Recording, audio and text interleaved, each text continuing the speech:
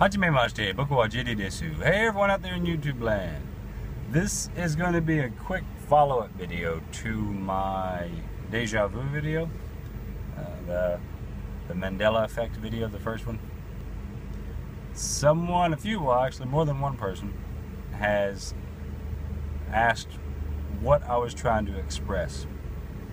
I guess I rambled too much, so this is going to be the non-rambling, deeper explanation. DeJa-Vu. My theory on DeJa-Vu is simple. Maybe. It depends on how you view simple. At some point in the future, something happens. We'll use two examples. Large Hadron Collider and a nuclear war. Two different examples. Just because, I have no clue what it actually is. So, either, when they launch nukes, two people have to turn the key like in the movies. I don't know if that's a real representation of it because I've never been in a facility that launches nuclear missiles, but let's assume it is. Since it's portrayed everywhere. You either turn the key, or like with the Large Hadron Collider, or the newer one, and the CERN, and the other things out there. I assume they program it, and then they just have to push a button or flip a switch, and then the event happens. So either the nuclear missile is launched, or the particle accelerator is activated. If it's flipping a switch, pushing a button, doesn't matter. All that matters is the ramifications, what happens after. At that point in time, when they push the button or flip the switch, it is like a perfect alignment. Or there is a specific type of particle, or combination of particles, that is in the way, right there. Like, for when the nuclear bomb detonates, it's those particles, or particle, singular, plural, are passing through the nuclear material. So the bomb detonates, and it not only does it split the atoms of the plutonium, uranium, whatever, it splits the atoms of these particles, and it tears apart the fabric of time. The other example being the particle accelerator. It accelerates particles, they collide together, it creates other, it breaks them down and/or creates other particles. Well, instead of colliding with each other, or maybe all three particles collide, again, that mystery X particle is in the way, and boom, again, splits fabric of time, space-time. So to make it simple, that's it. Now, moving forward. Actually moving backwards. So with space-time being split, torn, ripped, nature finds a way to repair itself all the time. So these particles travel backwards in time. They travel, normally through space like everything else, but they go against time's arrow. Basic explanation of that: you take an apple, you set it on a counter, you leave it for a month. The apple's going to age, it's going to dehydrate.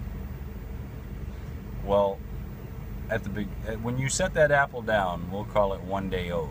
30 days later, it's 30 days old. If that particle is there with the apple on the counter, when the apple is 30 days old, the particle is 1 day old.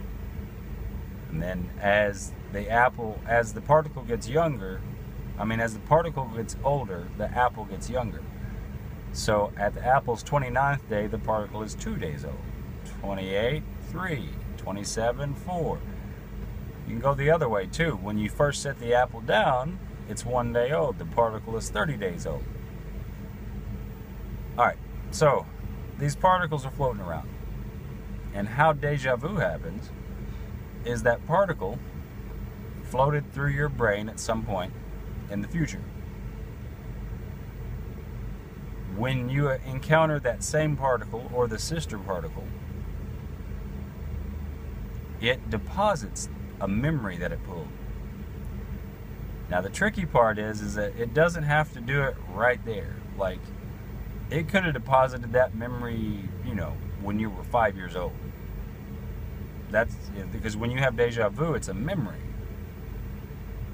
So it might have passed through, and every instance of deja vu you ever have might be linked to a day when you were 5 or 10, and this particle passed through your brain and deposited those memories. Now, of course, you really wouldn't have access to them as memories, possibly. I mean, there are times where, like, I've felt that I have had precog deja vu, where it hadn't happened yet. You know, like, I've never been to some place.